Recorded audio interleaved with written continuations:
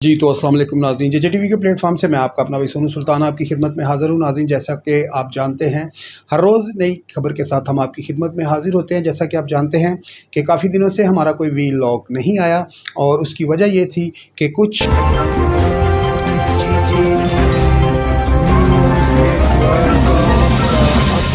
Station आज हम थोड़े फ्री हुए हैं तो मैंने कहा आपसे कुछ खबरें शेयर करते हैं। खबर क्या है नाज़रीन, जैसा कि आप जानते हैं चौधरी परवेज़ इलाही का जो ज़मानत का मामला है वो काफ़ी पेचीदा होता जा रहा है और वो लटका हुआ है बीच में। जैसा कि आप जानते हैं कि चौधरी परवेज़ इलाही की जो ज़मानत है वो भी हो चुकी है, रोबकार भी जेल में भेज दी गई है। उसके बावजूद भी चौधरी परवेज़ इलाही को रिहा नहीं किया जा रहा और यहाँ पर काफ़ी जो आपको मामलात मालूम है कि जितने भी काफ़ी सारे जो PTI के लोग थे 9 मई के वाक़यात के बाद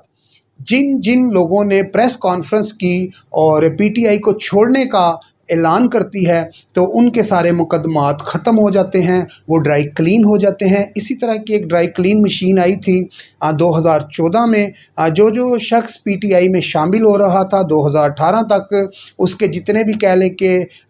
कि काले जुर्म थे वो उस वॉशिंग मशीन में साफ़ हो जाते थे। जिस तरह कि आपने देखा होगा कि 2018 से पहले और 2018 के भी तकरीबन बाद एक ही नारा लगता रहा इमरान खान साहब की ज़ुबान से, जो पंजाब का सबसे बड़ा डाकू है वो है परवेज़ इलाही। परवेज़ इलाही को सबसे बड़ा डाकू कहा जाता रहा और जैसे ही परवेज़ इलाही साहब जो हैं कि PTI में आते हैं तो जो परवेज़ इलाही डाकू था वो डाकूपन ख़त्म हो गया, तो वो एक अच्छा इंसान बन गया क्योंकि वो PTI की जो ड्राई क्लीन की मशीन थी उसमें से वो वाश हो चुके थे। इसी तरह की आज एक और वॉशिंग मशीन आ चुकी है। 9 मई के वाक़यात के बाद जितने भी लोग जंगीर तरीन की पार्टी में जा रहे हैं उनके सारे केस ख़त्म हो रहे हैं। और इसी तरह जो चौधरी परवेज़ इलाही साहब की अगर हम बात करें, ज़मानत होने के बावजूद भी कार भेजने के बावजूद भी उनको रिहाई नहीं मिल रही। जब तक वो प्रेस कॉन्फ्रेंस नहीं करेंगे उनको रिहाई नहीं मिलेगी। और प्रेस कॉन्फ्रेंस PTI की हमायत में नहीं करनी, प्रेस कॉन्फ्रेंस करनी है PTI के ख़िलाफ़ और PTI को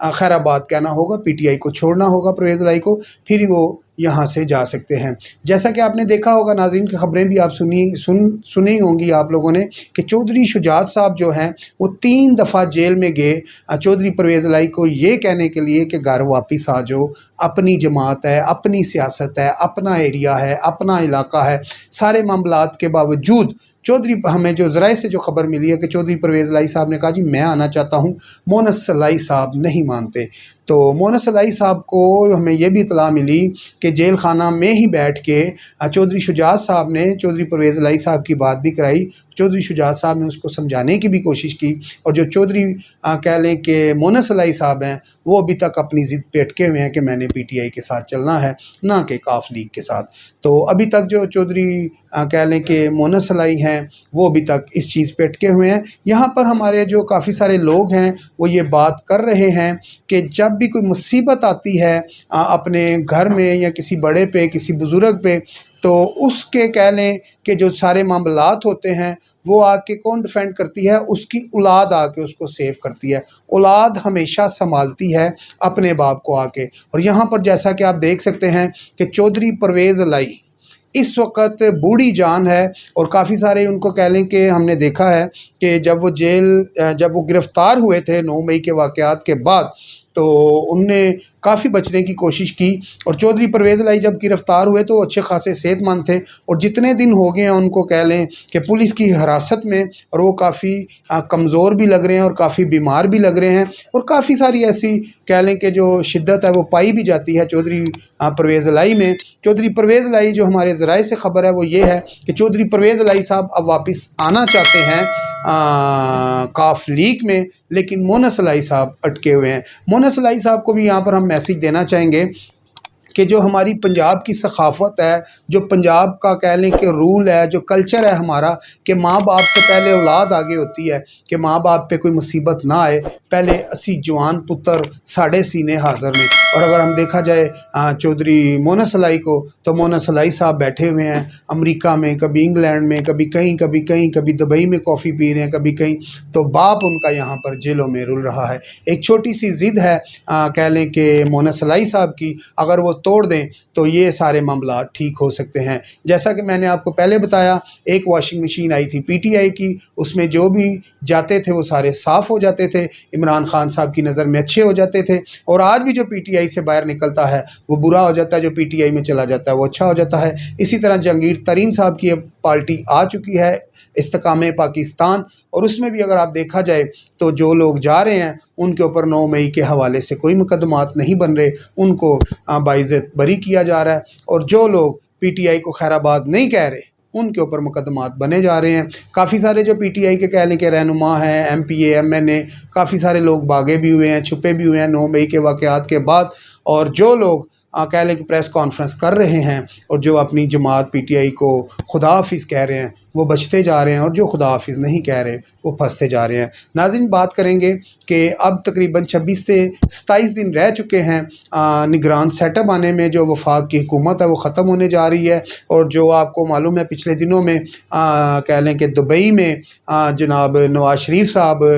लंदन से आए हुए थे, और दुबई में आपको मालूम है कि बहुत बड़ी मीटिंगें हुई पीटीआई के नून लीग के हवाले से और पीपल्स पार्टी के हवाले से, और काफ़ी सारे ख़दशात यहाँ पर ज़ाहिर किए मौलाना फजल रहमान साहब ने। और उनने कहा कि जी मेरे साथ कोई मशावरत नहीं की गई, जबकि मैंने जब भी नून लीग ने मुझे आवाज़ दी मैंने कुर्बानी दी, और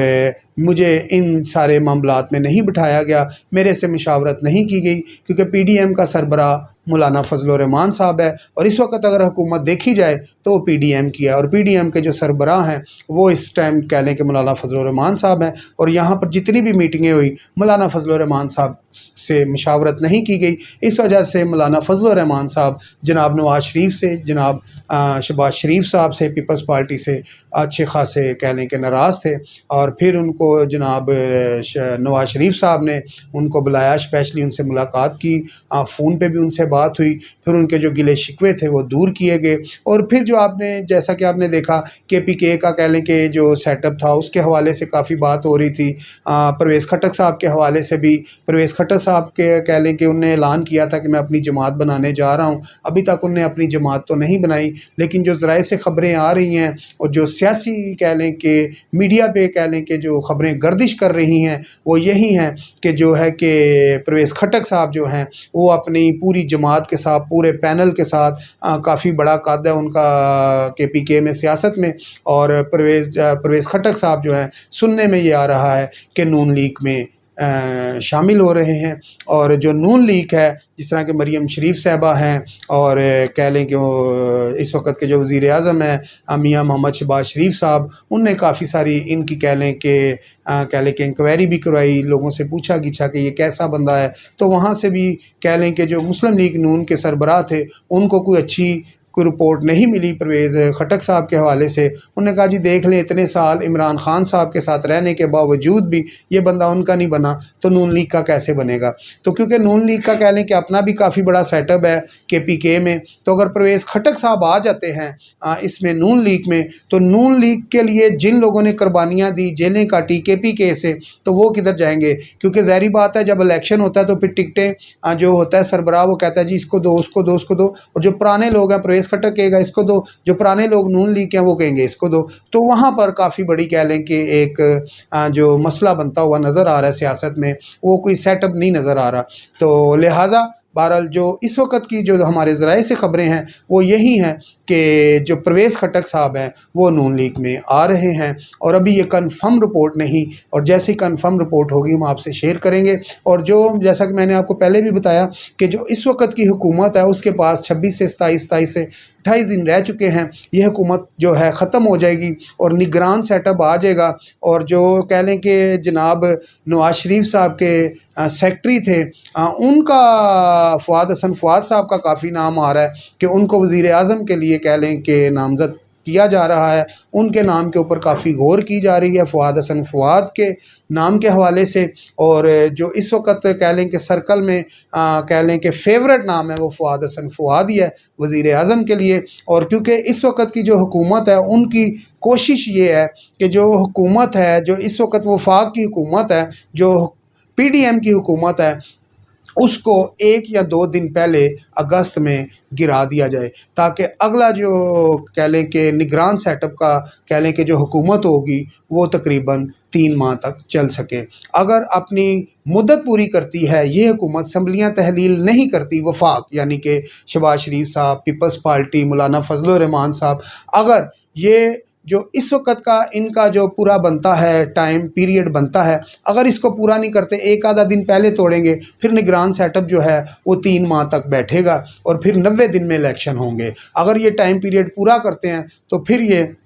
60 दिन के अंदर अंदर इनको इलेक्शन करवाने पड़ेंगे। और ये इस वक्त जो कह लें कि पीपल्स पार्टी और नून लीग की जो मशावरत है वो यही है कि 1-2 दिन पहले असम्बलियाँ तहलील करके निगरान सेटअप बैठा दिया जाए, ताकि इलेक्शन जो है ज़्यादा से ज़्यादा आगे जा सके। उसकी वजह यह है कि इलेक्शन जितने आगे जाएंगे इस हुकूमत को भी फ़ायदा है, पीपल्स पार्टी को भी फ़ायदा है, क्योंकि उसकी मेन वजह यह है कि इमरान खान साहब का भी इन लोगों ने बंदोबस्त करना है। क्योंकि उसकी वजह यह है कि जब तक कह लें कि उमर बंदयाल साहब है, चीफ जस्टिस साहब जो हैं इस टाइम पे, और जब तक वो नहीं जाते, काजी फ़ाइज़ ईसा नहीं आता, तो अदालती फ़ैसले सही सामने नहीं आ सकते। लिहाजा इस वक्त की जो हुकूमत है उसकी कोशिश ये है कि जब तक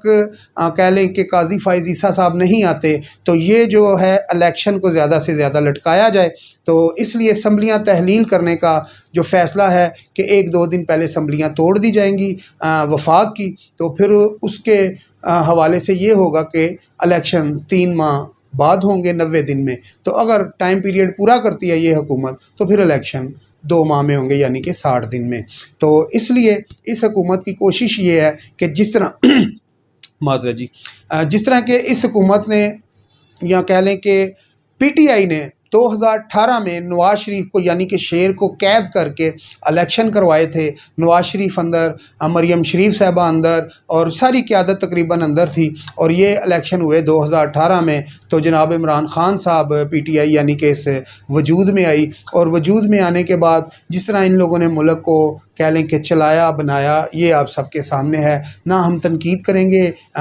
PTI के ऊपर, ना हम नून लीग के ऊपर। ये फ़ैसला आपको करना है, इलेक्शन सर पे हैं, और आपने ये देखना है कि आपके मुल्क के लिए कौन बेहतर था, किसने अच्छा काम किया, किसको आगे लाना है और किसको वज़ीर आज़म आप लोग देखना चाहते हैं। जिस तरह के इस टाइम अगर देखा जाए तो पॉपुलैरिटी जो है हर चैनल पे यही बात की जाती है PTI की है, तो हम इस वक्त हम पॉपुलैरिटी की बात नहीं करेंगे, हम इस टाइम बात करेंगे इंसाफ की। और ये फ़ैसला आपने करना है, हुकूमत आपने बनानी है, हुकूमत आपकी वोटों से बनेगी। राय की हमें इंतज़ार रहेगा। अपने भाई सोनू सुल्तान को इजाज़त दीजिए, मिलते हैं अगली वीडियो में। अल्लाह हाफिज़।